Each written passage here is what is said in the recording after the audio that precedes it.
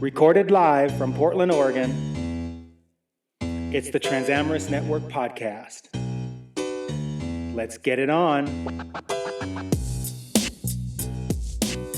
Well, we're back. This is Perry from the Transamorous Network, and I'm with Remy, my co-host. Hello. And Remy is here with her boyfriend. That's right. Jonathan, who's visiting from DC. That's They've right. been together for 6 days in a row now, Mhm. and it's been. Has it been bliss? I think it's been bliss for you guys. It has bliss. Yeah, Yes. it's been very nice. Yeah, It's been and I it's want been wonderful. it's not like crazy like starstruck bliss as Jonathan and Remy are describing it. It's like they feel like they've come home, and that's how relationships can be when you tell stories that are consistent with what you want. It's just a natural outcome of the stories that you tell. You don't have to have this explosive experience that's all Google eyes. It just kind of naturally comes together, right? Well, yeah, it's, it's, I don't know, it's different. It's not that high school, teenage, infatuation, Twitterpation. Mhm. Good word. I love for it. Twitterpation, Yeah, it's a good Twitterpated, word. Yeah, exactly. and there was definitely some of that, but once we literally got face to face and we're in each other's arms and in our own, and able to feel his energy. For me personally, I'm all about energy, y'all know. Yeah. Once I was able to feel his energy, it that's what it was. It wasn't Twitterpation. It was It wasn't completion. just infatuation from Skyping and videoing and video chatting and calls and conversation. It was actually energy compatibility right there in the physical. So let's talk about that, because that's really important for people to get, is that these relationships that the universe brings you, they're not based on superficial aspects. And so when you guys met, was there any, so typically I would imagine when two people get together for the first time after having talked for 5 months, they see each other in person and there's either like a letdown because, oh, you don't look like you did on Skype. Mm-hmm. Something's different than I thought you'd be beefier, or I thought you'd be more slender, or something like that, right? Was there that kind of an experience for either one of you? No. We saw each other. It was what I knew I was really coming to cute. see. What was cute about it? Well, Remy? I was downstairs at the baggage claim, and he was taking the escalator down, and I saw him first, and so I came around the pole, and as I was stepping around, he was about halfway down, and he saw me, and you could see the excitement, and he kind of half ran down the escalator. Trying not to trip. You gotta keep the cool points. And again, I think there was some of that excitement, Twitterpation happening, but the moment he put his arms around me, it was just, it was I don't know, it was just like comfort. It wasn't fireworks in that sense. I mean, it was incredible. It was incredible, but it wasn't that. It was something very different, and it's very kind of hard to explain. It was just like being wrapped in a blanket and your favorite blanket. Wow. And Wow. I started crying. Oh, did you really? Because it was like home, huh? And he for was both like, of them. I'm here, baby. Oh, wow. And that's Wow. yeah. So what did you guys what have you done on your 6-day visit? So he got here on a Thursday. We left Friday morning and went camping for a couple days. Out to Finnan out in Vernonia. Right. Yes. And had a really great time. Visited the little town of Vernonia. Spent time just us hiking, or doing the hiking trails on the property, and eating good food on the fire. Yeah, stew, spaghetti. Oh, she made stew and she can cook. Yeah. She threw down on that. Yeah, we did good. Mama throws down. Yeah. So we did, and we did that, and then went to the lake down there in Vernonia. We went to the lake and saw an eagle kill something and take it out the water. I mean, that's cool. There's something. The nature here in Portland has captivated this one. Yes. Well, that's what I was going to ask next. Is what do you think about Portland, coming from a major urban center like DC? I like Portland. Really? I really like Portland. I get a good vibe here. I really get like a vibe that I fit. You know, recently I haven't been feeling that in DC, being a native Washingtonian. And so that's difficult. I mean, I live there, own a home there, got family there, everything, but I don't feel like it's my place anymore. I don't feel like my story is continuing there. That's where I feel like that that it's time now that I'm 40. It's time to leave and do my Portland. Yes, Portland. There's a place. You're going to Portland's be pretty moving cool. to Portland? I'm looking at that. And something we'll talk about some things afterwards. So, but yeah, but I do feel like this. You know, for me, this is the opportunity. I've been wanting to leave DC. You know, and wanting that, but I stay. But at the same time, now I have more of this is my reason. You know. Reason to leave and to leave and to start a family, to start something different, start something new, something special. So this interview is just going so wonderfully because you guys are saying things that lead me right to the next question that I want to get to. So are you willing to talk about the thing you shared with me? I don't know what I've shared a lot with you, Perry. The vision that you had. Or no, it's okay if you're not. But do you know about the? I know about the vision. Okay. I sure, think it's, okay, I'm willing to share. So yeah, go. So Remy, if you've been watching the show, you know that Remy is a spiritualist. She's a tarot card reader. I don't know if I use that right. A high priestess. Let's get the title right. Yeah. Thank you. And so she's really big on energy work, and she often has visions of things. I know she shared some with me that were very inspiring and also, in my mind, accurate. And so, would you mind sharing the vision you had of? Sure. Yeah. So at Beltane this last month, during a very powerful Women's Mysteries time, when all of the sisters at the festival were together, and so we were taking turns one at a time climbing into the hole that the maypole would go into, symbolically entering the womb of the mother goddess Earth and being reborn again, and allowing and we were to dump all of the old whatever that we no longer needed into the hole. And I did that, and kind of as I dumped it out, this image and flash of a future time with Jonathan, and there's a whole sense of energy, thought that comes with it. And it was me and Jonathan. It was living a life. Him? It was Jonathan. Okay. And there was 2 children in the picture. Boy and girl, or boy and boy, girl and girl? I'm not 100% sure, but I think it was a boy and girl. Okay. What do you think of that, Jonathan? Does it scare you at all? Or? No. I'm sorry, but no, that doesn't scare me. Starting a family and someone seeing the future of that's what I'm looking for. That's what I've been looking for. So we're on this path that we're looking for sharing together. So I'm not scared of that. I welcome that. I mean, 2 kids. I mean, that's 14 years free labor when they turn 4. I mean, come on now. We name them after the chores. We got dishes, and we got dishes and garbage, and that's what they do. Come on, that's a great thing. That's a great thing. So yes, I do. I know he's joking. So when you guys got together, Remy told me that there was a lot of things. Actually, when she first started talking with you outside of the show, she said that there were a lot of things that you guys had in common. And when I look at you two, I see almost everything in common. But one thing that kind of clicked in my mind that didn't seem like a compatibility, and I know you've cleared it up for me, but I'm going to share it with the audience, is so I've described how Remy is the spiritualist person, high priestess, but my understanding of Jonathan was that he was Christian and he goes to church. And so the idea that here is a pagan and then meeting a Christian and yet everything is compatible. How does that work out? So that was, and this is something that I've written into my story about the type of man that I want. Someone that can at bare minimum be open and accepting of my spiritual path, because it's not changing. And so that was very important to me. And so when we started talking and communicating, and I found out he's the son of an Episcopal priest, not just a Christian, but raised in the church, child, by a priest. So I was a little wondering how that was kind of going to go. Well, can I stop you for just a second? Sure. So some people, when they are feeling out, sorry about the vacuum in the background. Some people, when they're feeling out, yeah, you got to.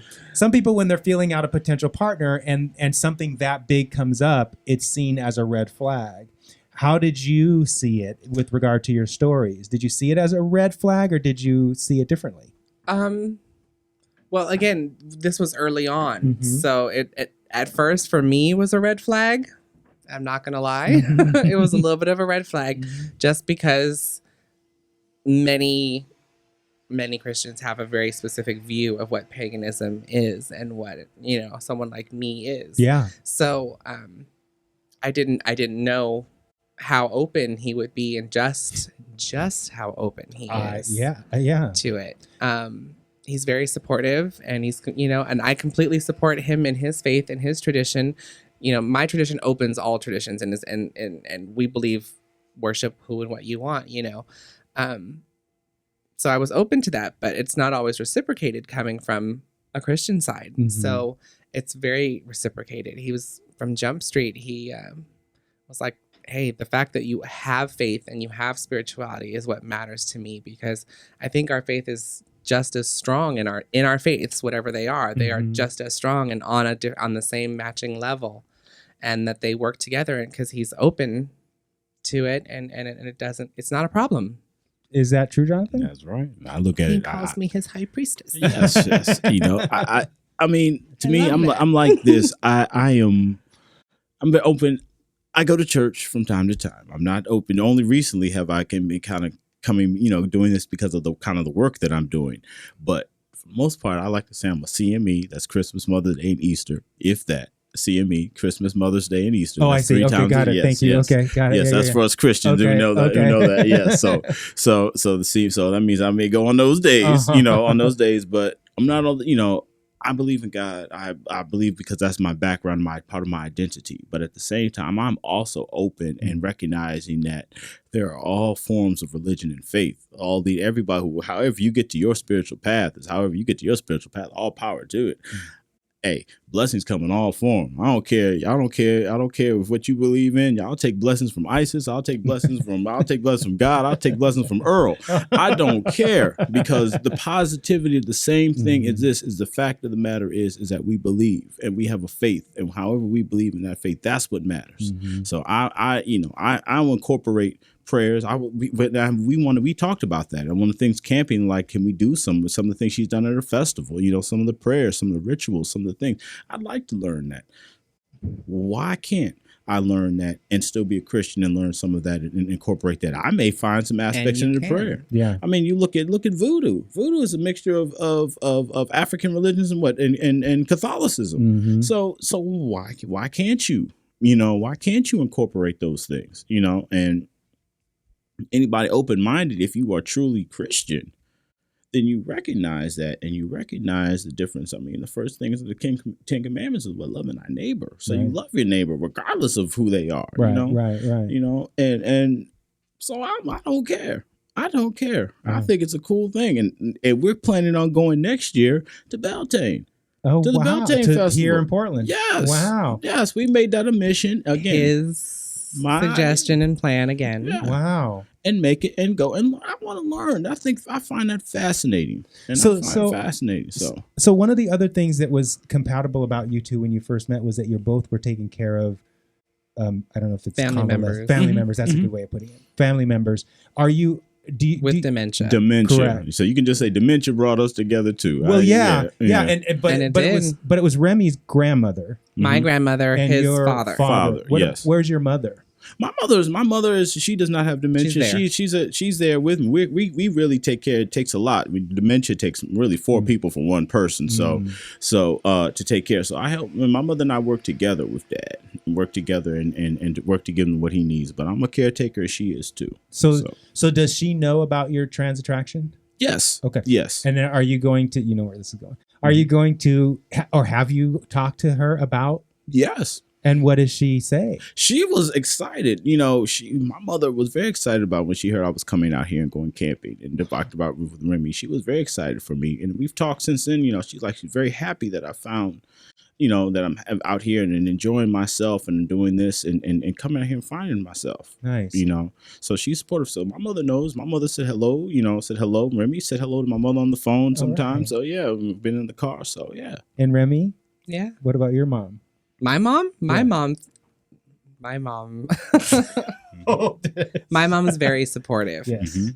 My mom, when she was here, just before we got my grandmother into the home, because my grandmother's now in a care facility right around the corner from my house. So I'm still there.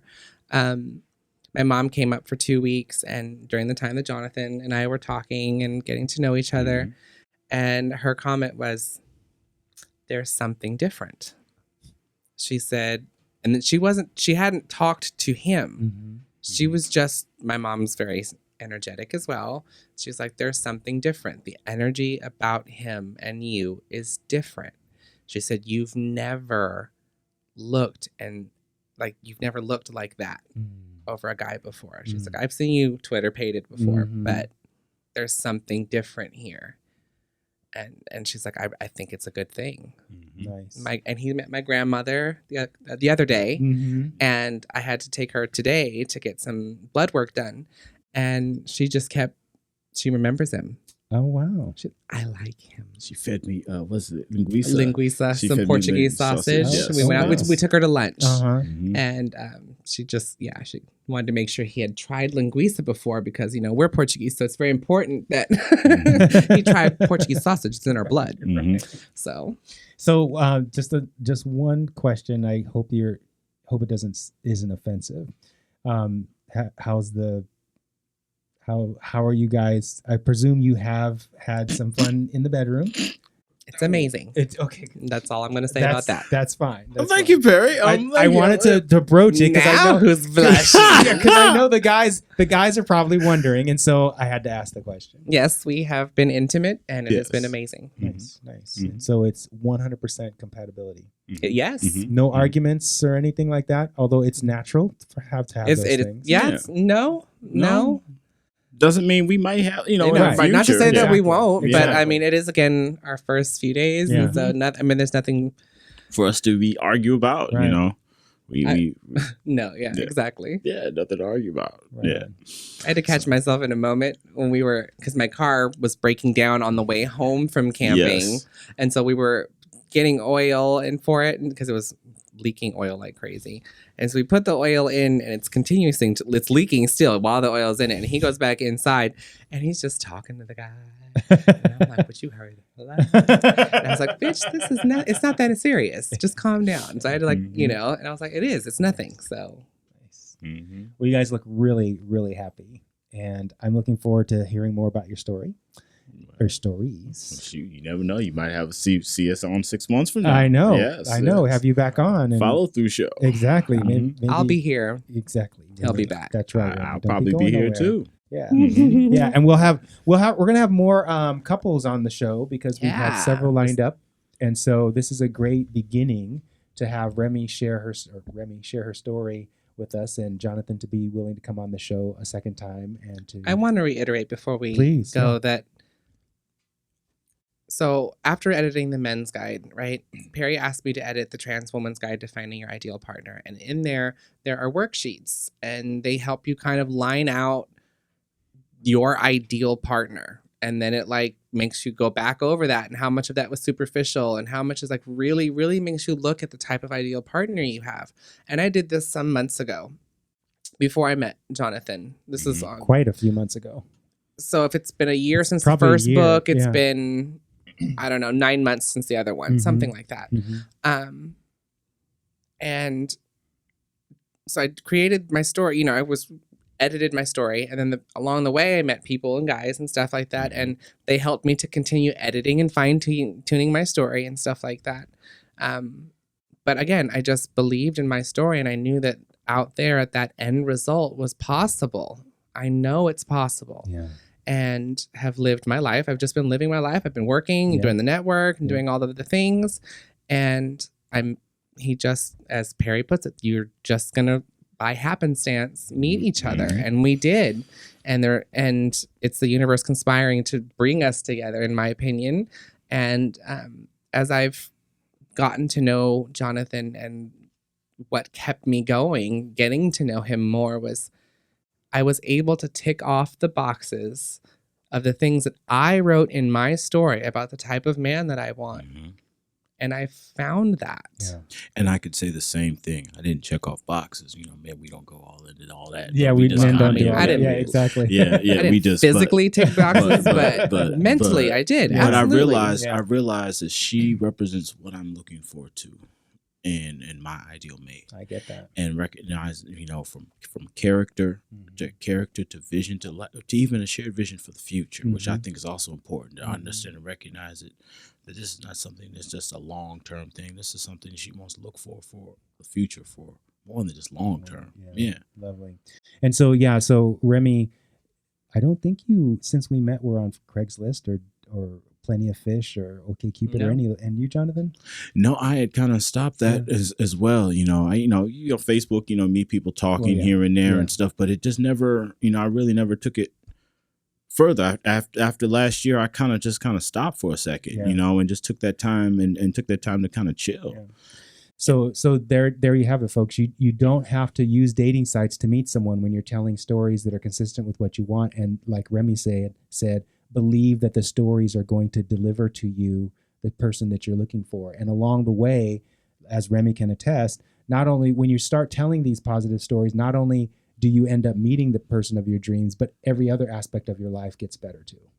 And take the time to be some friends first. I think that's a big thing. Be friends and go in there. And I think that's one of the things, we got to develop a friendship that developed even more, because we saw, through we friendship, didn't jump into bed. It We wasn't, didn't jump into bed. we were forced because of space and time, I think, more than anything.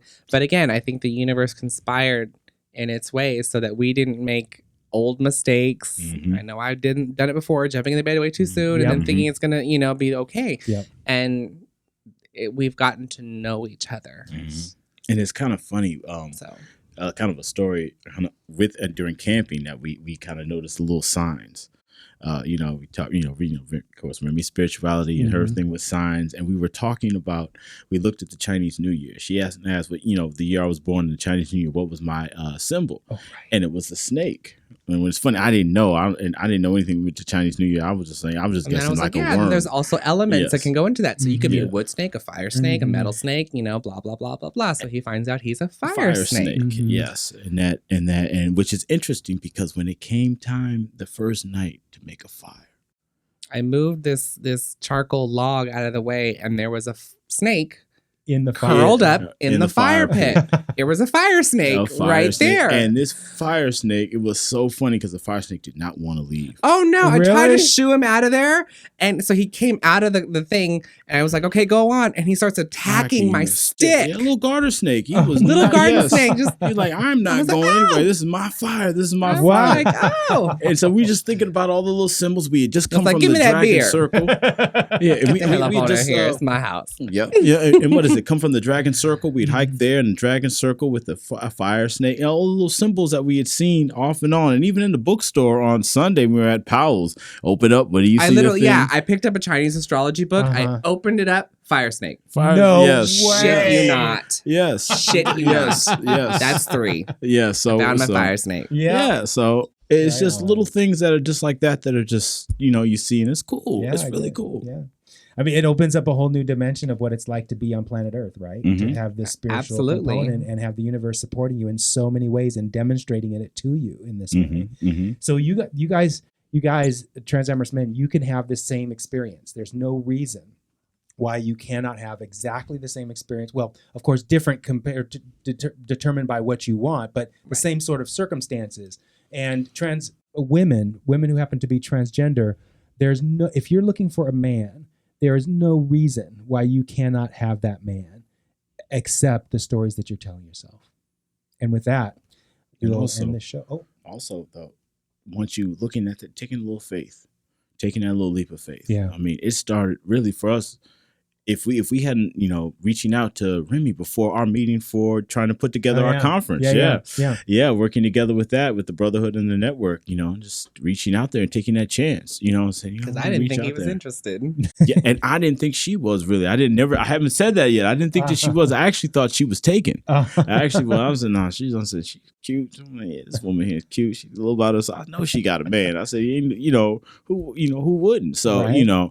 But I said, let me reach out there anyway. Took a well, their losses, my game. But I took a chance took a chance on that and just said, even though because I wasn't really looking, I just said, let me take a chance and reach out and get to, reach out before this meeting, just get to know her because she seems like cool people. And look what's happening. Yeah, it's a wrap. It is a wrap.